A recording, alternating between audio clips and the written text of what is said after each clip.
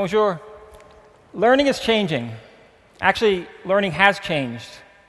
We've learned a lot today, but probably the most amazing thing of today is that folks around the world using the internet can share these videos, collaborate with them, use them to spur their imagination further. We have a world that has changed and provided, for the first time, and really the last 10 years, the folks who have been on this planet have participated in something that has fundamentally changed. We have massive open content, massively available content, and massively personal content. Now, learning is a personal thing.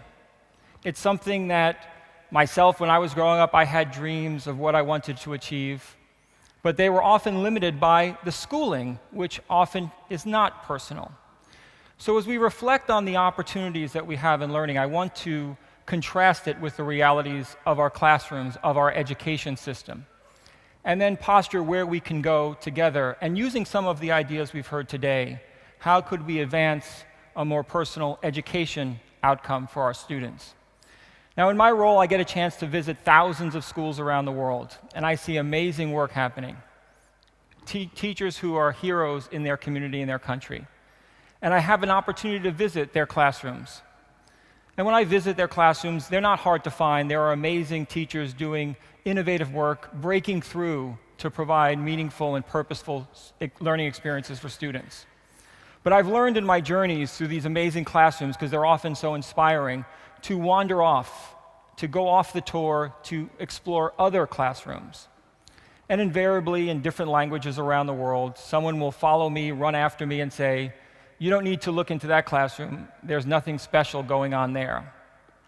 And that is the reality around the world. We have special teachers everywhere, but special innovation, folks who are breaking through to students, is not common and doesn't even scale from one classroom to the next.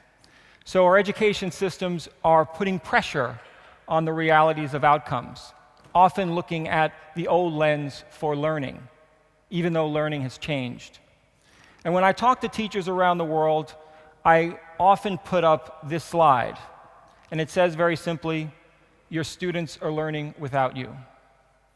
Now, when I put this slide up, rooms like this full of teachers panic.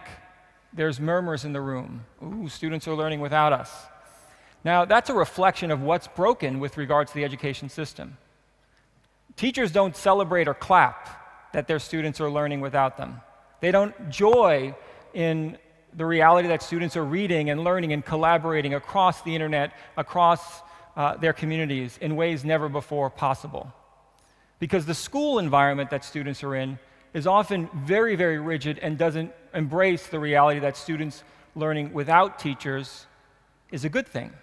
Teachers have historically been the experts delivering content in a very linear way to students.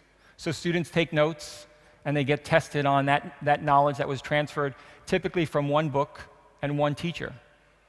The reality that students are learning without them fundamentally changes the role of teachers, but it does so in a powerful and important way.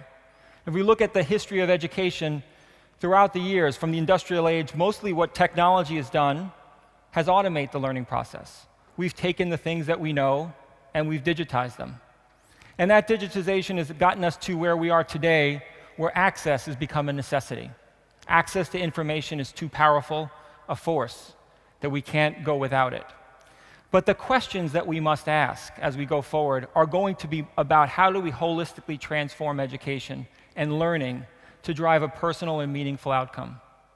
And the most important journey as governments keep rank on how they're performing in their education system, the most important mission that all of us have is to help an individual student when they walk into a school or when they walk into their home feel differently about their future, expect more from their future, expect more for their role in society, what they can do to achieve differently. And that journey is going to fuel their education path with tools and technologies that never before were available. And the motivation should not be on assessing the outcomes of a traditional learning paradigm, but encouraging students to push forward, to dream big dreams, and to see them through. And they can see them through, and they do often around the world. Now, the reality is, unfortunately, the classrooms today resemble many, many years before, but I'm not going to talk about this classroom as it relates to technology's void. I'm going to talk about this classroom as it relates to the workforce. Because as you saw in the holistic transformation, there's lots of questions. And one of the questions we need to think about is, what are our classrooms tuned to do? Classrooms in the past were tuned to address a workforce of the past, where sitting in a factory line doing a task may have been the norm for much of the labor force. Our labor force is changing today in dynamic ways that were even hard to predict the future in the next few years. But that workforce is one where collaboration and communication and creativity rule productivity. And the reality is, as we look at classrooms of today, the thing that we need to not focus on is what shapes the desks are in or what technology is being used, but what's going on inside the classroom. What's the personal learning journey that the students are on? What are they inspired to do? And that's the journey that we have to be on as it relates to technology. Now, technology is often an opportunity to change this frown and create a positive momentum for a student, but often inside the classroom, they're at odds. Partly because technology has largely been airdropped into schools.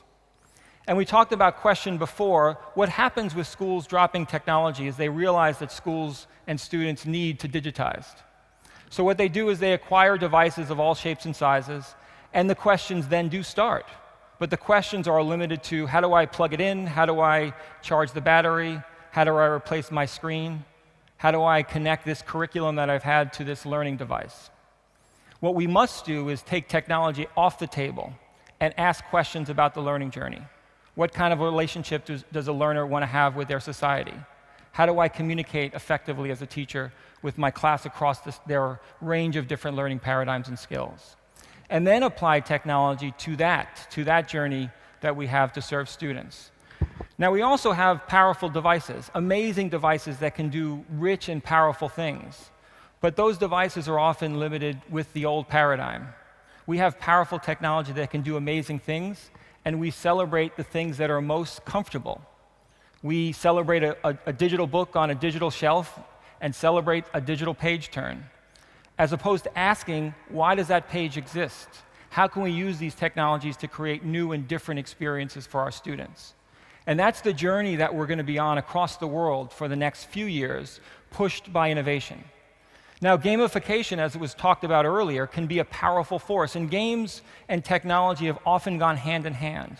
And games have pushed technology often, both with graphic power and horsepower on computing, and also how communities have gathered around games.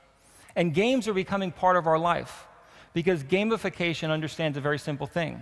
If you incentivize behavior by creating a fun experience, you can get outcomes. This is the dashboard for the Ford Focus Fusion hybrid car. It's a hybrid electric vehicle that actually reinforces a driver's habits by a little plant that you see on the right-hand side of the screen. That plant grows if I drive safely. If I use the battery, I get a nice plant that blooms and grows flowers. If I use too much gas, or I brake too often, or I don't use the car efficiently, the car or the plant withers and certainly reinforces bad behavior. Now, this is a very powerful thing, and we have to think about gamification as it relates to incentivization. Now, the assessment model around the world is typically very binary, and it goes something like this for poor students. They see an F, a fail. Now, the triggers, the emotional triggers, the learning triggers that happen here, you have students around the world, when they get an F on a report card, say, I'm no good at math, or I don't like science, or I should drop a course. The F creates a trigger that leads students to have negative perceptions of their own learning journey. Now, the world of games is very different. All of you play games. Everyone has a handful, cell phone, etc. When you see this screen, most of you don't just go into your menu and delete the game. You say, okay, what do I need to do to fix what happened before? How do I learn? How do I build skills to overcome obstacles and learn from my mistakes? And those skills often create a personal learning path that's very unique and dynamic. Games can also create different learning appreciations of different subjects. This is one of the early games using achievements called Geometry Wars. Now, Geometry Wars is a game like many, many others. It's a twin-stick shooter that you can shoot a bunch of rocks with a spaceship. Very straightforward. But there's an achievement in the Geometry Wars game that's called pacifism, which basically awards you points if you're able to survive for 60 seconds without dying.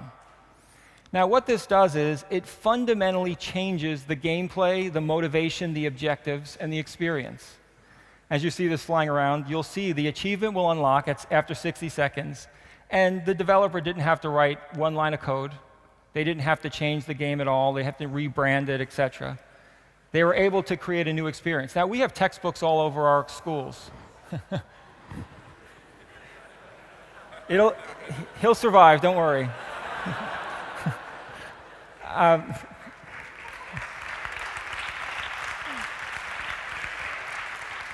Now, the reality of this is a powerful learning device that we can apply to every textbook around the planet. Now, one of the things that's the best joy about digital content, digital curriculum, is for the first time, really this generation of students, for the first time, we can learn from different races, different genders, different religious perspectives in a class.